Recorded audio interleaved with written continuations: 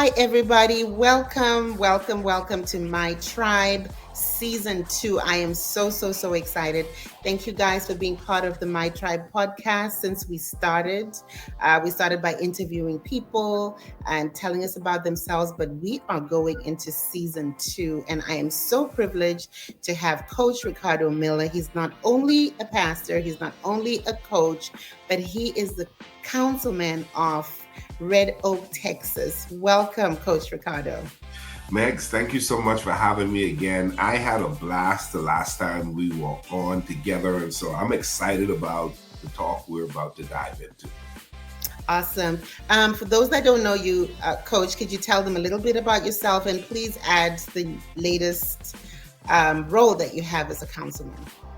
Yeah, thank you again. I'm Ricardo Miller. I'm originally from the Bahamas, so I don't know if my accent is really strong. I've been here in the United States for some 24 years now.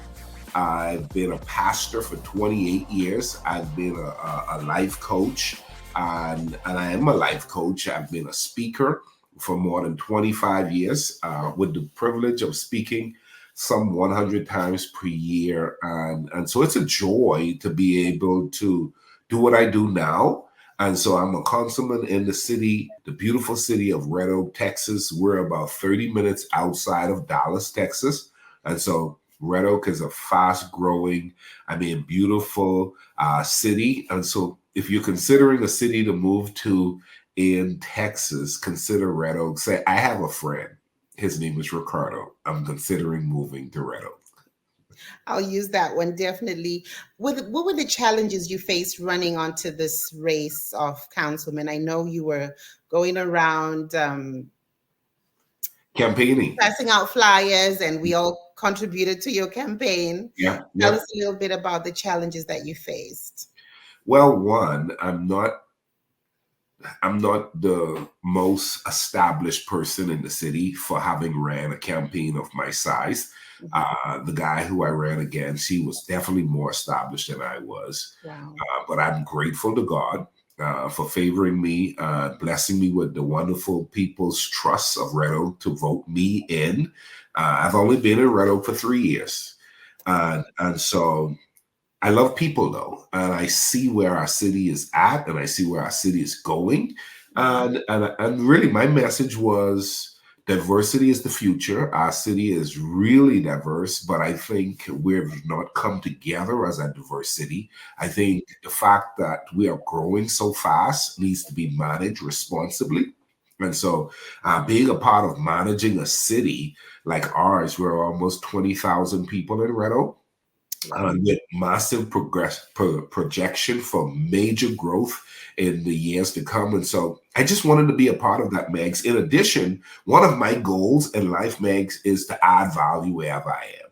Wow. If I have a child in school, I would be a part of the PTA. If I live in a neighborhood, I will attend the association meeting. I will attend the association meeting and add value there. So if I'm deciding to live in a city and think this is going to be the city I'm going to spend the rest of my life, well, someone is governing it. There are people at the top managing the city to make the city what it is. Then I want to be a part of whoever is helping to bring value for everybody and make things better. I want to be at that table. That is amazing. I studied marketplace ministry in Bible school, and one of the classes was on influence, that we need Christians in places of influence, because if we're not there when the decisions are made, correct, they'll be made for us. So I'm so glad that you are part of the change, and only God knows how far you're going to go. So thanks for sharing about that. Let me say this, Meg. I want to thank you for being a friend and being a trusted colleague to which I was able to tell you first. You were one of the first persons I was able to tell that I was considering running. And then you also supported my campaign financially and prayed for me and so forth. So thank you. You are so welcome, Coach. Anytime. Yeah. So I know your lovely wife, Karen. She's amazing. And I know your family. Tell us a little bit about Karen. So we are introduced to her, and then we'll get into more questions. Karen and I will be married this coming December, 3 years. It feels like it was December we got married, and it feels like we've been Wow. married 10 years. So it feels like we got married 6 months ago, and it feels like we've been married 10 years. I mean, because it's just a beautiful blend of oneness. We both were married before, and took our time to figure out what is it that we wanted moving forward. Mhm. And as you've heard before, I was blessed to call a 911 number, and behold, the police officer who pulled up was Karen. And I know, I was shocked with the story. 4 years later, 4.5 years later, this coming March will make us 5 years together. Wow. But we would have been married 3 years this coming December. So the lesson from here is always be ready. You don't know when you're going to meet this person. And it's such a huge lesson because we almost didn't meet. We Wow. almost didn't meet. Had it not been for that call, and had it not been for that few minutes, we would have met and not met, and life would have gone on. And So just to backtrack for someone who hasn't had this heard the story, you were in a car wash and there was an issue and you called 911. yeah, I called 911. I told them too. I said, hey, man, I can represent, I can hold my own, but just to be responsible as an adult, I don't want to do nothing out here that will cause me to be in cuffs. You can imagine the pastor on the news. Well, they got a local pastor here in the Dallas. Councilman, And, it would have been on your, yeah, they would have brought it up while you were running. right? But no, I called 911 because it was a concerning issue. And behold, after I call and the guy at the car wash called, Karen doesn't normally do calls, but she decided that she was going to go that day because she was next door Wow. to a lot. Wow. And I saw that smile, and it was over. I was like, I mean, I wonder if that smile is for me personally, or does everybody get that smile? But we've been having a great time. She's an amazing woman, and she's made me better in every way. That is so good to know because a lot of people I think I've seen that have gone through divorce, it's almost like life stops. If they were doing well, if they were progressing, and some people, Yep. but some people it just like their life goes downhill. So I'm so glad that you have a positive story for all of us to follow. That you can do better, you can rise above divorce. So just to talk a little bit about the divorce. Mhm. And the question I want to pose is, when is it time to leave, or should one stay regardless of the situation? We were raised in church just like you. I was the year my mom got saved, I was born. So I've been in church all my life. And you hear stay, it doesn't matter, be strong. Tell us a little bit about your story and what you would tell people that are in a situation that probably has abuse or infidelity. I don't believe in the message of stay no matter what. I really don't. I don't think that helps the marriage. I don't think it helps the children. I don't think it helps bring about a great representation about the concept of marriage. One of the problems we have, Megs, if you check statistics out, Mhm. marriage is down. People aren't marrying each other anymore. The Right. numbers are down. Mhm. Now, one of the reasons why I think the numbers are down is because we have poor representation in that of people who are married. There Mhm. are a good percentage of people who are married, who are still married because they're choosing to stay married, not because it's the healthy or the right thing to do. It's because they just feel as though no matter what, I'm going to stay. And I was one of those people. I was told and I was taught and I believe that you should never get married under no circumstances. Did you hear what I just said? Under no circumstances. And so God hate divorce, and you cannot get divorced. Mhm. If you're a pastor, which I was and still am, you are done. You are done. And so you're talking about setting yourself up for abuse, because anybody who has that type of mindset to believe they can't walk away, people are going to treat them like crap if they feel as though they want to do whatever they want to do, and Mhm. then you are committed to this principle that they're not honoring. Wow. they're not honoring. So I definitely don't believe people should stay in abusive situations. I believe, once again, I've been a children's pastor also for more than 24 years. And I think the younger children that we have had the opportunity to serve and they come to church, I think once again, they're seeing poor representation of what healthy marriages should be. So Mhm. one of the things Karen and I committed to do was not only to love each other, but to make sure that we are great marriage ambassadors. We're like, hey, somebody ought to push the idea that love still exists and that we're not tolerating each other. We're enjoying each other. You know what I'm Right. saying? And Mhm. so there are a lot of people, Megs, they're tolerating each other. And so in regards to my situation, I did not believe in divorce. I still don't really encourage divorce. I believe that if you can work through it, work through it. Mhm. Okay. And so a lot of people have. A lot of people say, man, he was nothing. He was ridiculous. He did so much wrong, but we made it through that. Hats off to you. And there's a lot of women, guys who says she was, man, she drive me nuts. But eventually we got it figured out and we made, incredible history and memories together. Mhm. Hats off to you as well.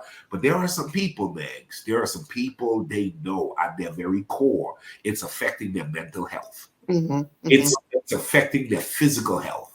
Okay, it's Mhm. affecting children. It's affecting their career. It's affecting their walk with God. Okay, Mhm. Mhm. and yet they're trying, and you're becoming sick. And I don't think that's right. And so, with that said, in regards to my situation, I found myself in a marriage. I thought I was happily married. I was a progressive guy who was providing a lot. I thought, man, I was everything that a woman would desire and some. Okay. I thought I was doing the work, man. I thought I was doing the work. And then I discovered that my wife is having an affair on me. Wow. Okay. And boy, you talking about heartbroken and heart wrenching. I'm like, okay, what did I do wrong? That's the first thing. Let me tell you something, Megs. Let me tell you something. For a man, it's different than a woman. I believe this is very much different for a woman. When it comes to a man and a woman cheating on a man, the only thing the man who's been cheated on goes to is he ain't handling himself in bed. He goes 100%. You mean to tell me I ain't doing it right? And come on, man. You know. And so Right. I'm starting to question my manhood. You Mhm. talking about the lion and me started to act more like a chihuahua. You know what I'm saying? Like, I don't Mhm. know. Mhm. And it Mhm. just really wasn't good. But here's what I do. I said, man, listen, I'm gonna fight for my marriage, man. Now, I don't know much brothers who came from where I came from. Their wife had an affair on them, and they're gonna be like, "Man, I'm gonna fight for my marriage." I did that, Max. I did that the first time. I did that the second time. I did that the third time. I did that the fourth time. Wow. Listen, my mother, who loves the Lord, she said, "Let me tell you something. You must be stuck on stupid." Because if you continue to allow this to happen, I'm not even coming to visit you no more. I might have to cut you off because something has to be mentally off for Wow. you to allow this level of abuse and disrespect to be happening to you and you're not walking away. I said, man, I can't get no divorce. Number one, I was taught you can't get a divorce. God doesn't like divorce. And two, I'm a pastor, an itinerant minister. And Megs, because I travel so much, I traveled to more than 15 countries doing ministry all over the place. Mhm. This guilt factor kicked in too. When people see that I'm divorced without the announcement of what happened, the first thing they're going to say is, he cheated. Boy, Mhm. he was traveling all over the place. I could see that. Right. All Right. over. And here's the deal. One pastor called me. He's an international pastor. Because international pastors, they rebuke different, right? They don't call you and talk like that, like the American pastors do. They're a little bit direct, right? So this dude called me, and I'm telling you, Megs, had we been in person, I would have. That would have been my first fight since I was a Christian. That would have been the first time I hit somebody physically since I was a pastor, right? Right. Because he called me and he says, "What's this, man? This is the kind of call I got. Hey, brother,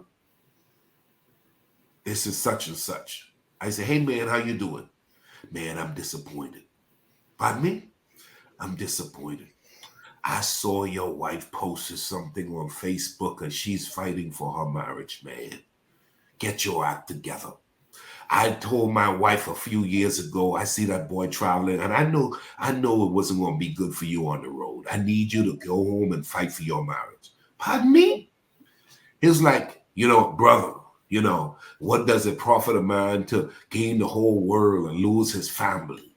So go, listen, I'm like, this joker. Because she decided to post on social media, oh, divorce is hard, and I can't believe I'm losing my marriage. You're losing your marriage by the seeds you've sown, Mm, repeatedly sown. mm. Because I did not respond to her post, Megs, everybody started posting, yeah, he ain't nothing, and he's supposed to be a pastor. And oh, girl, I'm praying for you. I still didn't respond. To this day, I haven't responded. But that dude came straight at me like I was a problem when he didn't realize I'd been the therapist. I'd been sitting with pastors and pastor colleagues who were trying to walk us through this difficult season. And she just, I don't want the marriage no more. I want to do what I want to do. And it was not good. It was Wow. not good. So I was hurting. I was in a bad place. I wanted to walk away from everything. I started losing things. I started really making major mistakes in regards to my business and managing my responsibilities. And I told myself, this isn't worth it. And because of a great pastor friend who was one of my accountability pastors, he says, you're not going to quit and you're not going to throw in the towel because this is not you. If this was you, I would shut you down and tell you need to sit yourself down. So Wow. like I said, I kept ministry going. I kept helping people. And eventually, after I saw that her behavior was repeatedly something she wasn't willing to stop, I told her, hey, just so you know, I had that moment, Megs, where I knew for myself, God may hate divorce, but he forgives everything. And her issue that I had with her was not just a bad behavior, but it was adultery. And there Mm, is mm, biblical support for divorce for that. So that was my thing that I leaned on. But I'll tell you the truth, I was not interested in going through the divorce. I mean, I'm talking about I went through about a 7-year window. wow. 7 years. Wow. So you did try to make it work even after finding out. Time and time again. I was preaching and finished preaching and got home and sleeping on my sofa at 3 o'clock on Sunday. And where's my wife? Check out her app and she's at a hookup spot. Wow. Wow. And I'm talking about the pain that comes through that was just ridiculous. Wow. Well, thank God for redemption. And I, thank I believe, no, but you know what I've discovered, because I really, it wasn't about bashing her, and it's not about saying I don't have any issues. You know what I discovered in the midst of it when I sat at my therapist chair and really started doing the work, which I want us to talk about for your viewers. I finally came to the conclusion it really wasn't so much about her, but when I looked at us, here was the problem, Megs. She was broken and I was ignorant. right. She came with trauma. She had childhood issues. I mean, her mother was murdered when she was 9. She was molested. Her sister was murdered, and she found her sister tied up in an attic. Just it. Her father was a drunk most of her adult life. I mean, most of her childhood life and adult life. She went through some stuff, and then we got married, and I didn't know. Not only did I not know, I did not have the skill sets, which is I'm saying she was broken, she was a hurt person, and I was ignorant. So even when she tried to cry out to simply say, I need to talk to you, I'm like, you need to talk to a therapist or a counselor, but not talk to me. And I could say she probably thought, well, I married a pastor, he should be able to help me. Well, that's not automatically true. Mm, That's mm. not automatically true, but that's the case. That the reality of it was she was in a bad place and hadn't done all the work prior to getting married. Mhm. I was in an uninformed place. I was ignorant. In other words, I married a woman but didn't understand how to be the man to that woman, even to help her through her hurt and also to protect our covenant. Right. You see? So now I'm married now. I asked my wife straight up, hey, listen, do you have anybody you have a weakness for? Because I need to know if a brother got to be on his guard, okay?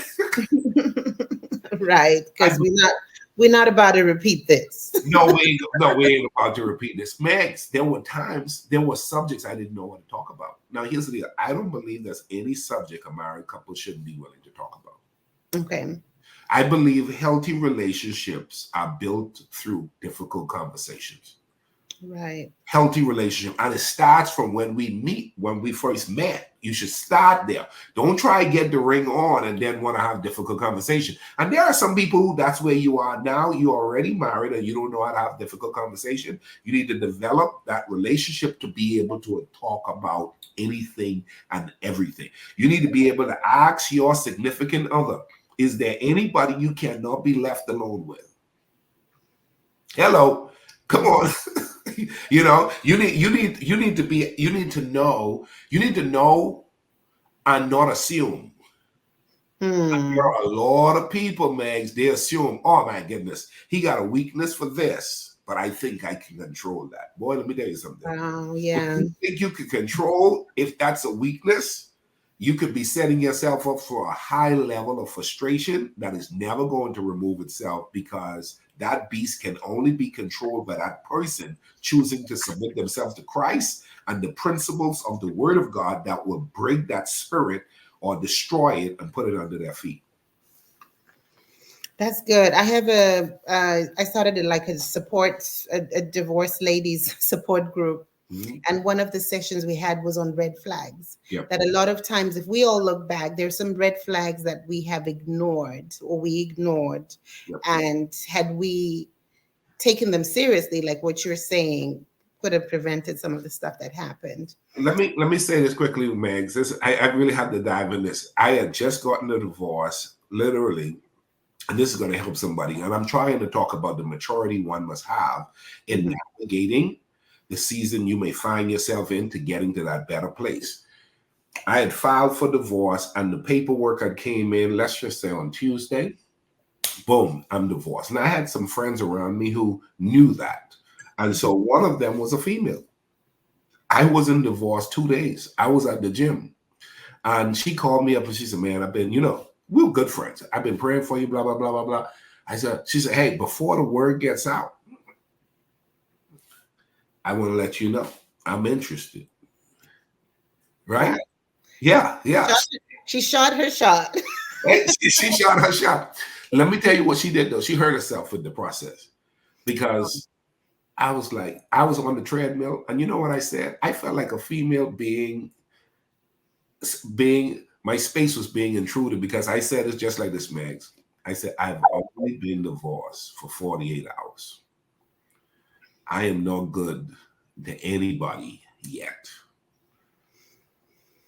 She was Hmm. like, well, I know when people, I was like, hey, slow down, man. I just got divorced. And because you know what's the number one issue normally after a divorce is rebounds. Rebound. Yeah. You get what I'm saying? It's But like, then, coach, you have some people that by the time the divorce comes through, they're already in another relationship. And not in their defense, but oh, sometimes by the time the divorce comes through, the marriage broke down long time ago. right, correct.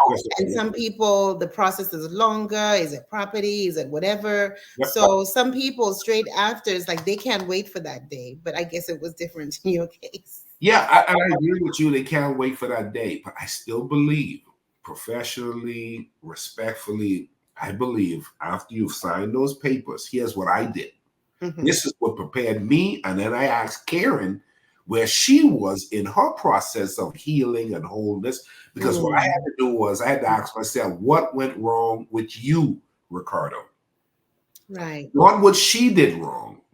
Where right. did you miss it? Because it wasn't so much I can't find another wife. The question is, could I discover the principles that will help me not to have the same problem later? Hmm. So watch this, Megs. I call my ex and I says, in your opinion, what was 5 mistakes I made? That's Megs, good. watch this, Megs. Before I ask her, watch this, Megs. I was talking with someone, we were at dinner, and I suggested, I says, here's what I believe is the 10 mistakes I made in my marriage. Mm-hmm. I said, here is 10 mistakes. It was 7, actually. Here's the 7 mistakes I think I made. I asked my ex via text, hey, I'm doing some self-examination. You know, I talk a lot about that in effective living. I said, in being honest, I'm moving forward, you're moving forward. Looking back, what were 5 to 7 things that you thought I could have done better in our relationship? She sent me 5, not 7. And Megs, I had the 5 in my 7 already. Wow. She did not go far off from anything I did not already perceive to look at for myself. Next time around, you need to be better with these 7 things. My point is, Megs, I did not even know those 7 the day that lady asked me on the treadmill. I was ready for the marriage to be ended, but I did not understand what was issues Ricardo contributed to the divorce. Somebody said, but she had the affair. That's all that matters. No, not quite. Not quite. I had to now do some self-examination in regards to, let me tell you what it was. It wasn't so much a sexual attraction. It was an emotional attachment. She connected with somebody who came from her past, who talked with her like I did not. Somebody who emotionally, it's like what they call soul ties. Somebody who has that connection. You like, man, I can always talk to you. Oh, I wish my husband would talk to me like you talk. Your husband should be talking to you. I wish my wife would talk to me and just hear me and let me just lay in her lap or whatever. So you know what I tell Karen now? I said, she's 3 in 1. You know what I call 3 in 1? I'm going to do a whole book on 3 in 1. A woman should be 3 in 1. And what is that? A 3 in 1, a woman should be a girlfriend, a sweetheart, or you know what that term means?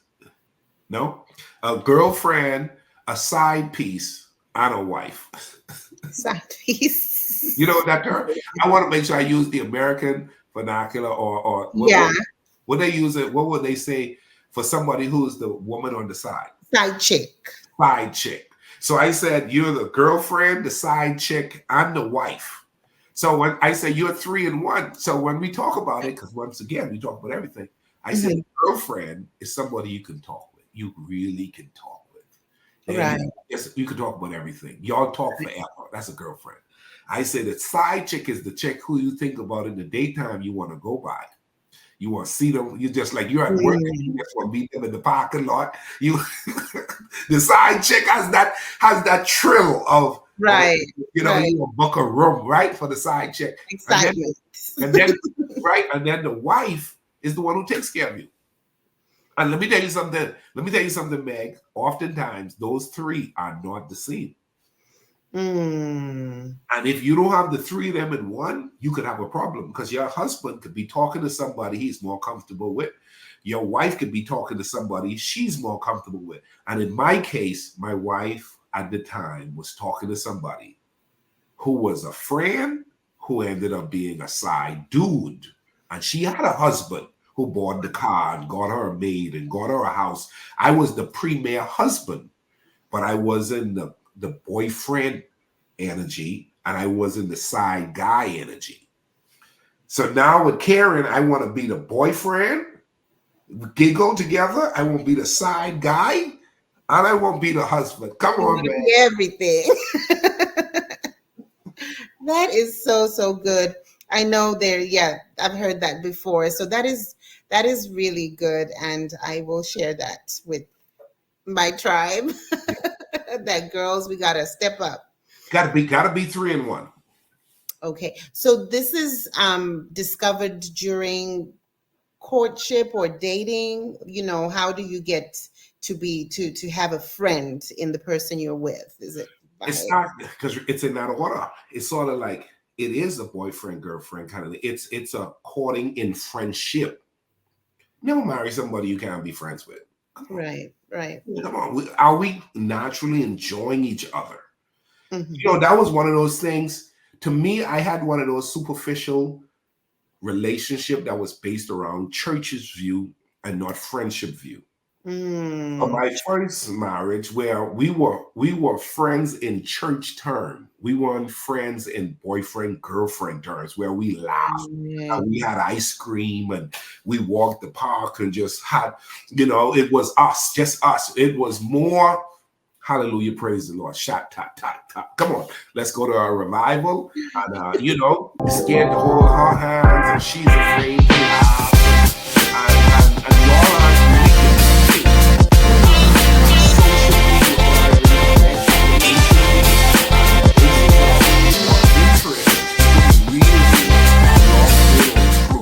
as to what will sustain this thing when it comes to enjoying each other. Because marriage is forever. Remember, right? That's supposed to be forever. But if you don't get that friendship piece worked out, then you get, watch this, you move from the friendship piece and you get this longing for. That's that side piece, right?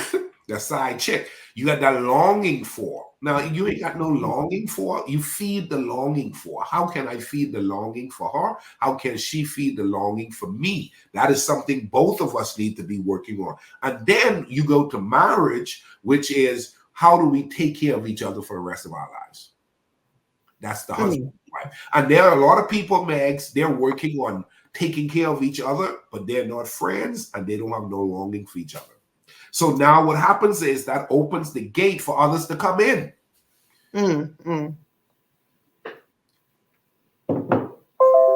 So don't leave any room. Don't leave any room for anyone else to come in. No, but here's the deal. Don't leave any room for anyone else to come in, but don't leave any room for you not to have an amazing marriage. An amazing marriage is built on those three premises. I really believe if you don't have those three, you will find yourself just merely existing with somebody, even if you get married. So does that mean the guy should be the boyfriend, the side piece? Yes. And a husband? Straight up. I believe that with my whole heart. I believe, pardon me?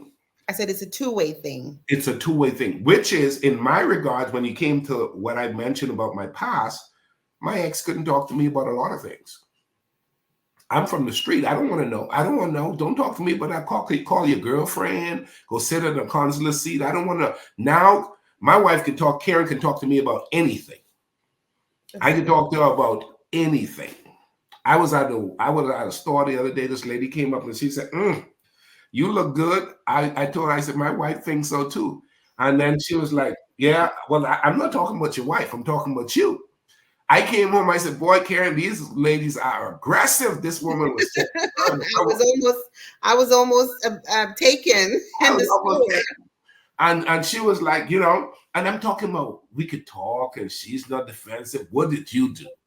Well, you lie. You know what I mean? Like, no, I'm telling you straight up, there are some people out there who trying. And she will say, there are some people. I'm just saying there is nothing we can talk about. That's good. That's awesome. Thank you for sharing that. How was it for you? We're gonna have to do a part 2 because this is so good. But just to round it off, and also people, if you want more details, Coach Ricardo Miller did a 5-day series on why I got divorced, and I watched every one of those. Yeah, and did I not break them down in phases? You did good. I was one of those church people who are like, "Oh yeah, what did he do?" And he's trying to justify it by doing this 5-day series. I want to know. And every day I watched it and I just couldn't wait to find the reason. And day 5, I was like, oh, okay, all right. So that was really, really good. So on your page, which is, where do they go to? It's my YouTube channel, Coach Ricardo Miller on YouTube. That's where my Ricardo Miller Divorce series, can't miss it. Yes, that was really good. And I'm so glad you did that. How was it getting back on the dating streets in your 40s? Now, I know it's totally different from, how old were you when you got married the first time? 25. So what were the differences? What were the challenges you faced? And then we're going to leave it for part 2. Man, it was I thought I was married at the time, that 18 years already married. I was like, man, I don't know about being out on these streets again, having to start all over. So I looked into, I had made a couple appointments with dating app groups that in the early stages, I'm like, okay, I'm a professional. I'll be able to, The look. ones that you pay? Yes. Yeah. Yeah. Okay. Yeah. Because I remember there was one in San Antonio that were like $2,000. Yeah. Come, we'll get your profile. And then I was like, the devil is a liar. I know. I know. I went and did the initial meeting, and then it was costly. Yeah, it Yeah. was. It Yeah. was costly, but they did their they had a view to how they would try to assist you. Anyhow, that was that. And then what I did was I decided, okay, what is it that I want? What is it that I don't want? The first time around, a lot of what I wanted was in me. I think we talked a little bit about that in my conversation with you the last time what we did. I think a lot of what I wanted was what people wanted for me. Right. Right. And Not what you want for yourself. That's what I wanted for that's me. it. And Yeah. so I had to be like, what does I want, what I want for me? When I got married the first time, I called 5 or 6 people and asked them what they think. When I got married this last time, I didn't call anybody. You're like, this is my wife, and that's it. That's it. And then what? I have people. I have one couple. They say, "So, what does your mother think about your new wife, Karen?" I said, "Pardon me. I don't care what my mother thinks. I don't care what my friends think. I don't care. I married her." Do you see what I'm saying? So for me, it was first knowing what I wanted, and then Megs, I'll tell you this: I'm talking to you as a lady. I'm the guy, and I was going out, and I was like, I ain't bougie, but I was real. I knew what I didn't want. And there were times I sat at the table and I said, I can leave now. This one ain't it. I'll be halfway in the dinner. I can leave now. I At the end of the dinner, I'm like, I want to leave the table right now. This is not it. Okay. I mean, because I knew what I wanted, right? Hmm. Hmm. And I've learned early on, if you know that's not what you want, don't entertain what you don't want. Yeah. Yeah. Okay, be respectful and be decent. I'm not going to say all of that, but I just knew that clearly one of the things that I didn't want an insecure woman. I'm like, I needed With somebody. you, yeah, the work that you do, you cannot be with an insecure woman. I can't do insecure woman. And so I had these different things, and so that worked for me. So I was able to say no a lot. But then the other thing was, I have a big belief that I should be taking care of myself. In other words, I went to a therapist. I went and started getting my head clear up. I started Mm. I started doing half marathons and 5Ks to clear my head because running was therapeutic for me.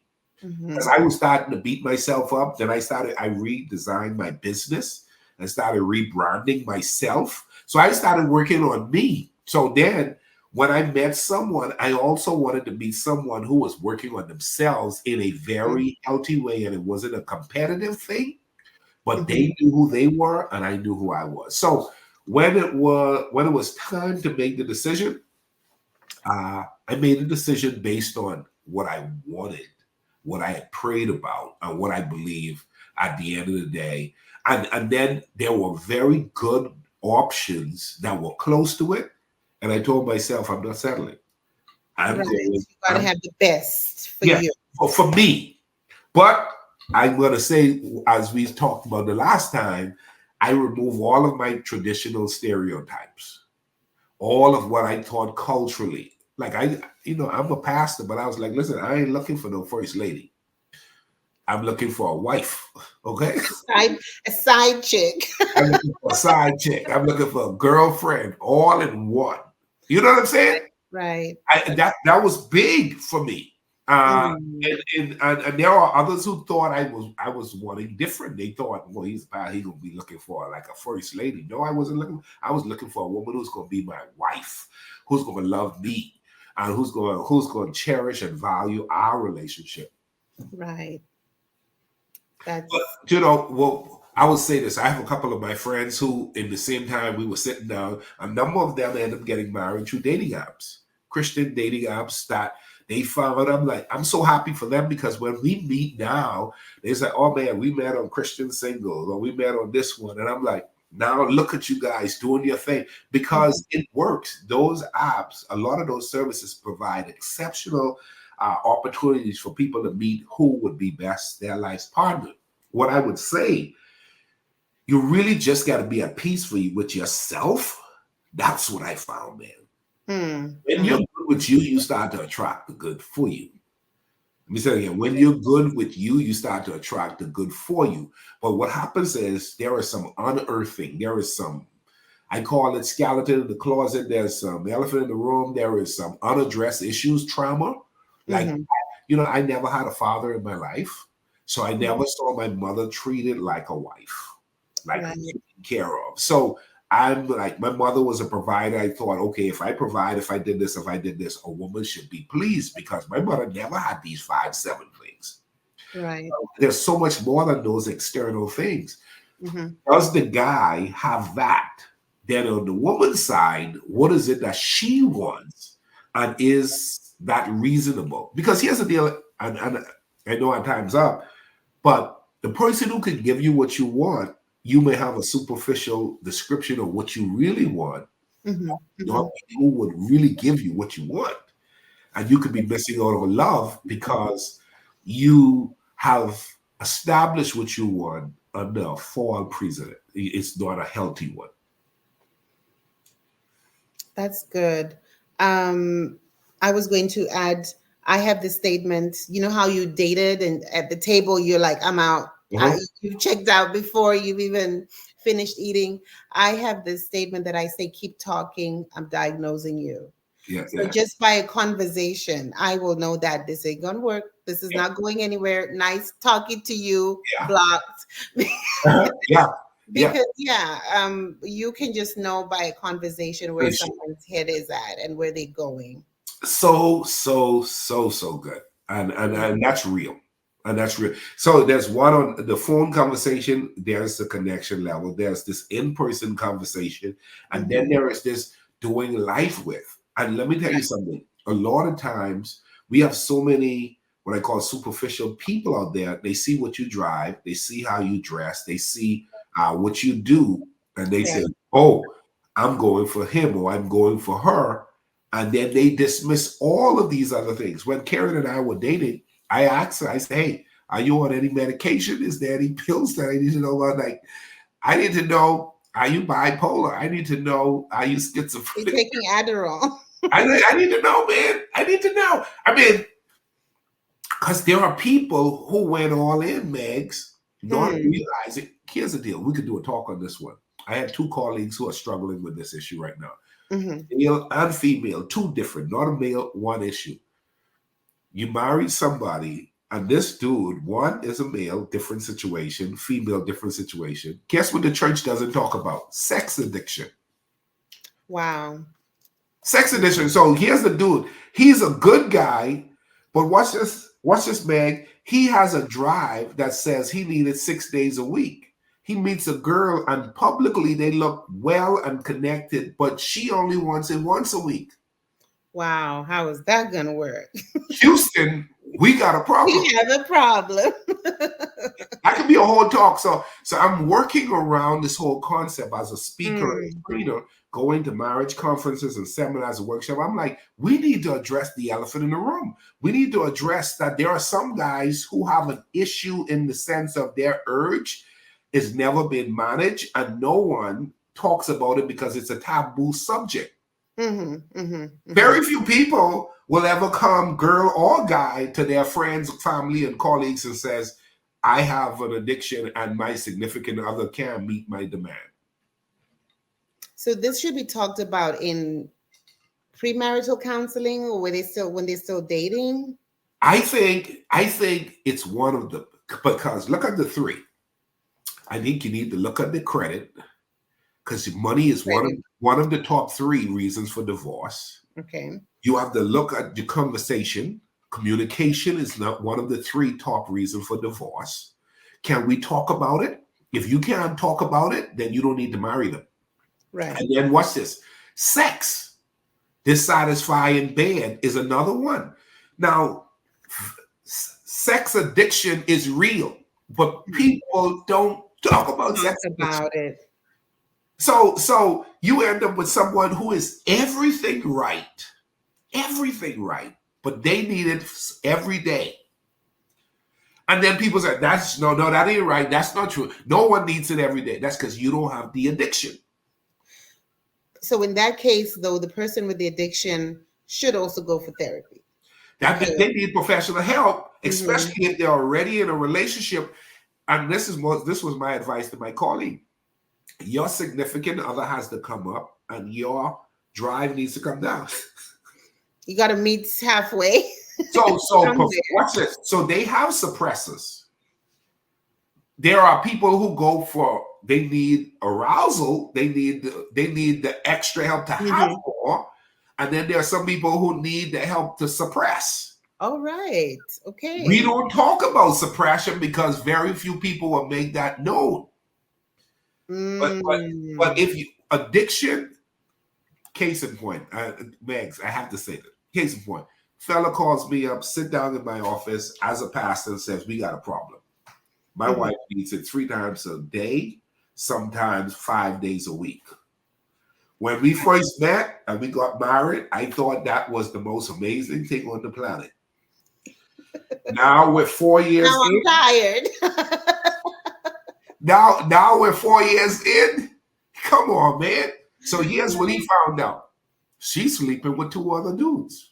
Oh my gosh. Wow. She's sleeping with 2 other dudes. She's sleeping with 2 other dudes trying to meet this urge that she has not professionally went to go get addressed. What was your advice? She has to go get professional help. Mm-hmm. She did. And they're navigating through that treacherous waters that they are. But she's medicated, and this is the bad part for them. You know, medication has side effects, and it's like she don't want to stay on this stuff, but it's helping her on that drive side of things because she really loves him. But the side effect is messing her up, and he's feeling bad about the side effect. So the struggle is, I married a woman who is addicted to sex, and I can't meet her demands. What about deliverance?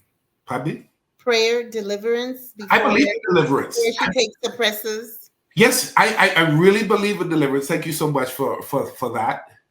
But you'll be amazed. You'll be amazed how many I'm not, people. no, I am an advocate for therapy. I believe therapy is good, counseling is good because there's some things you just have to, layers of onions that have to be peeled. Yeah, But I'm thinking in this case, cast those addiction demons yeah. Mhm. and I think, believe, listen, once again, I believe in deliverance. I came from a deliverance house, okay?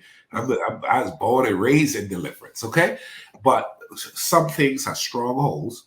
right. And with it being strongholds and generational curse, in addiction to be in addition to being an addiction, Hmm. I believe they should go for deliverance. I believe they should go to a season of fasting. I believe they should be intensifying their prayer life. I believe they Right. should be intensifying their level of discipline. But Hmm. I never had that addiction. I Right. know the addictions that I've had, listen, from being lazy to procrastinating to bench watching on TV. Somebody said, well, those ain't nothing serious. Let me tell you something. There are unnumerous numbers of issues people have, right? The Right. one that I'm saying about marriage and couples and relationship that people aren't talking about, Megs, is that particular one right now. So now you're dating it. It's a big deal. And it could be also the opposite. So you have someone with a sex addiction and you have someone who does not even want to. And then you're like, so what are we doing?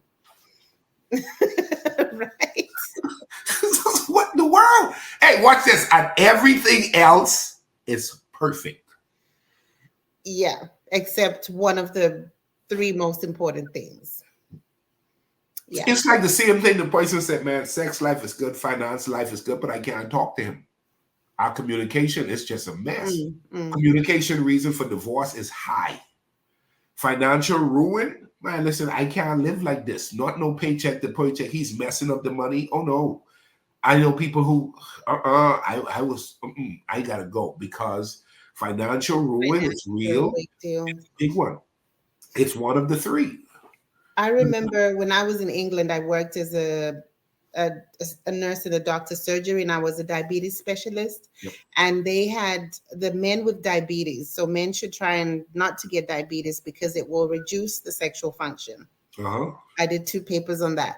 And I had men in their 70s. So if you're diabetic in England, you get four free Viagra pills, Uh-huh. okay, to help in that area. Uh-huh. I had men in their I remember one was 79 coming to get these pills. Uh-huh.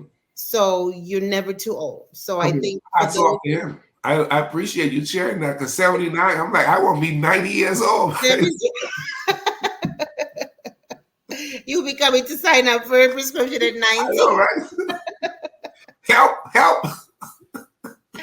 That is so funny. We have to continue this conversation. Everybody, Coach Ricardo, what are your closing words? And we're going to continue this conversation next time.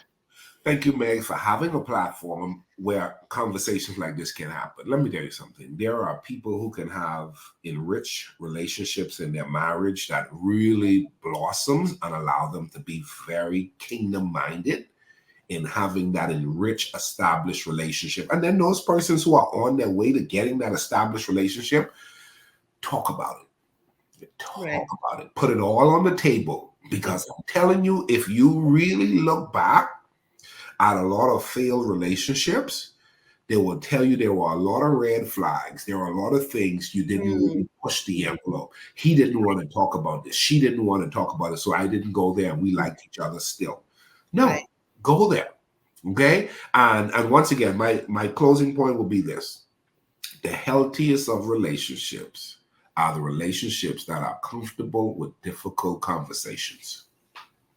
That's good. That's good. Comfortable with difficult conversation. And there you have it. Thank you so much, Coach Ricardo. Thank you for staying and watching. Subscribe to our channel. We are looking forward to part 2 with Coach Ricardo, Councilman Ricardo Miller. And just a reminder, find your tribe, locate your tribe, and invest in your tribe because you cannot do life alone. You are not an island. See you next time. God bless you.